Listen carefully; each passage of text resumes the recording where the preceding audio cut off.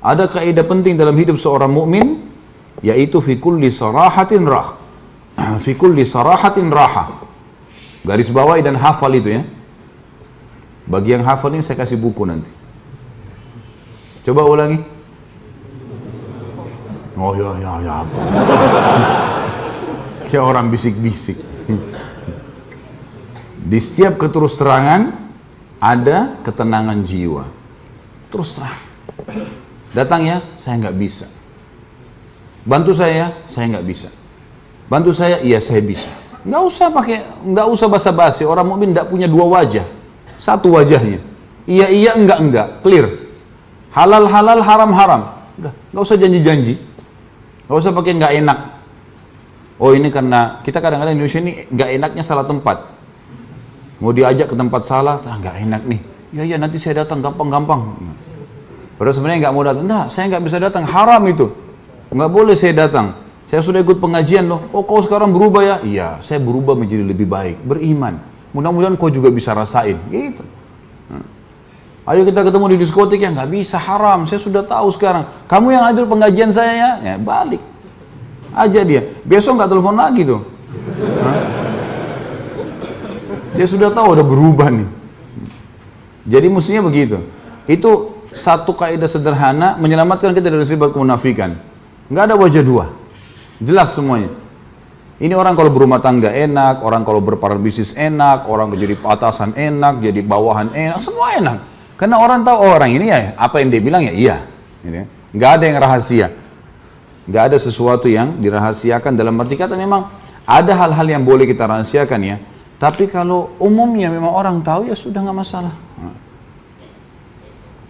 Kemudian yang keempat adalah kalau mereka berdebat, mereka curang. Itu sifat orang munafik yang keempat. Kata Nabi SAW, kalau 4 hal ini ada pada seseorang, pastikan dia munafik tulen sampai dia bertaubat. Jadi kalau dia berdebat, curang. Di sini kenapa dikatakan berdebat curang? Karena orang beriman tidak butuh berdebat. Tidak butuh. Teman kita benar, oh iya, Anda benar, saya terima. Selesai, clear. Di setiap keterus terangan ada ketenangan jiwa. Oh iya benar nih, saya yang salah, saya terima. Kan clear. Orang yang suka berdebat walaupun dia salah, ciri munafik. Karena dia tidak mau kalah. Maka ini orang munafik, cirinya. Ini yang dimaksud dengan dia curang, artinya biar juga jelas-jelas salah, tetap ngotot. Ada orang seperti ini teman-teman, jangan dijadikan sebagai sahabat. Orang yang baik, orang yang selalu menerima kalau benar. Kalau kita dinasihatin oleh orang lain, tugas kita menerima, mencerna, memilih yang baik, dijalankan. Bukan kalau orang nasihatin kita, fikir poin apa yang bisa saya pegang, lalu saya balas. Banyak orang begitu dinasihatin.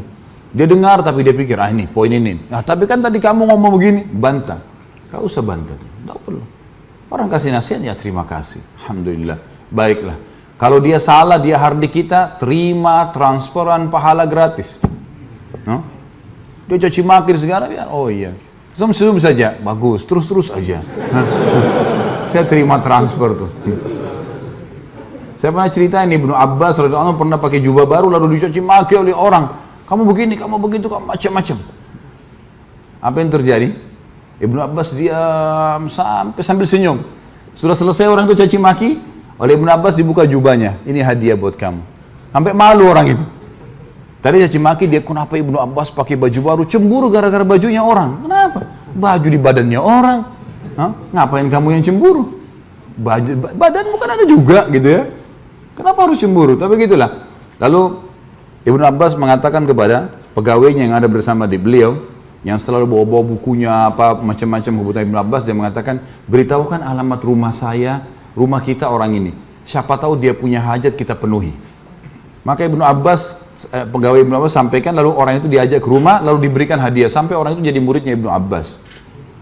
Teman-teman sekalian, jangan pernah balas kebodohan dengan kebodohan, tapi balas kebodohan dengan kepintaran. Orang teriak caci maki, biarin aja. Jangan kita ikut-ikutan.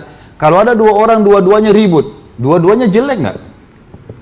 Dua-duanya sama jeleknya. Biar tampannya bagaimana jadi jelek juga. Matanya belalak, mulutnya besar-besar kelihatan, ludahnya muncrat semua. Jadi jelek. Kata Nabi SAW, kalau dua orang bertengkar, maka yang memulai pertengkaran dilaknat sama Allah tuh. Yang diam ini dikasih pahala sampai rivalnya ini balas. Kalau kita ikut balas, maka kita juga sama dengan dia. Jangan balas kesalahan dengan kesalahan, kebodohan dengan kebodohan. Kita digibah, kita juga gibah, itu kebodohan. Ada satu hal yang saya ingin titik beratkan teman-teman sekalian, penting sekali. Allah yang maha tinggi dan maha pemurah selalu mengawasi kita dengan keadilannya, dengan keluasan ilmunya. Hukumannya memang benar akan datang kepada pelanggar, perlindungannya memang datang kepada orang-orang yang terzalimi, pasti. Renungi riwayat ini. Musa alaihissalam pernah satu waktu berkata kepada Jibril alaihissalam, sampaikan kepada Allah, saya ingin melihat keadilannya Allah. Allah balas melalui Jibril alaihissalam, sampaikan kepada Musa, hai Musa, kau tidak bisa sabar kalau mau menilai keadilanku. Kau manusia, punya kapasitas. Susah kau mau menilai keadilannya sang pencipta. Kata Musa, dengan taufikmu ya Allah, saya akan coba. Baiklah. Allah tunjukkan satu kejadian saja, satu kasus saja. Hai Musa, pergi ke mata air ini. Pergilah Musa alaihissalam ke mata air itu. Pas tiba di mata air itu teman-teman, Allah memerintahkan Musa alaihissalam hanya lihat saja. Nggak buat apa-apa, cuma melihat. Ada kejadian. Rupanya ini di padang pasir luas, ada mata air, ada air mengalir. Datang satu orang nunggangi kuda, lewat di situ. Orang ini minum, turun dari kudanya minum, rupanya di sisi pinggang sebelah kirinya ada kantong isinya banyak duit. Waktu itu jatuh di dekat air itu, orang ini nggak tahu, minum air pergi naik kuda. Musa alaihissalam lihat ini kejadian pertama ya. Nggak lama kemudian datang anak kecil, umurnya 9 tahun, 10 tahun, belum balik datang. Minum air di situ, dia lihat ada kantong duit, diambil sama anak itu. Pergilah anak ini. 2. Yang ketiga, datang orang buta.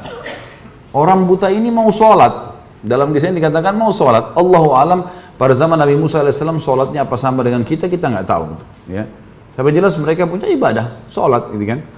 Apakah jumlah rakaatnya sama? Allah alam, karena kita tahunya jumlah rakaat kita berbeda dengan Nabi Musa alaihissalam, karena Musa sendiri waktu kejadian Isra dan Mi'raj meminta kepada Allah Muhammad SAW agar meminta diringankan sholatnya kan. Baiklah. Orang ketiga ini wudu, orang buta. Dia dengar suara air, dia wudu. Waktu dia lagi wudu mau sholat, orang yang naik kuda kembali. Dia cari mana uangnya nih. Lalu dia bilang, Pak buta, kamu ya yang ambil uang saya.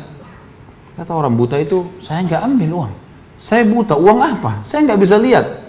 Enggak, kau pasti ambil uang. Tadi saya turun di sini, saya minum sini, uangnya jatuh di sini. Enggak, ribut, cekcok. Akhirnya si penunggang kuda membunuh si buta. Sudah selesai. Buyar gitu. Sudah bubar sekarang. Pergi orang yang itu, uangnya sudah hilang, si buta sudah mati di situ. Musa alaihissalam lihat. Musa berdoa sama Allah, ya Allah, saya nggak sabar lihat ini. Ini kejadian, mereka tidak saling tahu nih ceritanya, tapi Musa lihat dengan mata kepala, jadi tahu maksudnya, kasusnya kan. Lalu Jibril datang mengatakan, hai Musa, Tuhanmu mengirimkan salam kepadamu, dan mengatakan, makanya sudah dikatakan kau tidak akan sabar, hai Musa. Tapi, perlu kamu tahu, Tuhanmu Allah maha mengetahui dan maha adil. Begini ceritanya, si penunggang kuda itu, tadi, yang jatuh duitnya, dengan hikmah Allah jatuh dari dia, itu adalah tuannya, majikannya, anaknya, ayahnya si anak yang mengambil uang. Anak ini tidak tahu kalau ini majikan ayahnya dulu.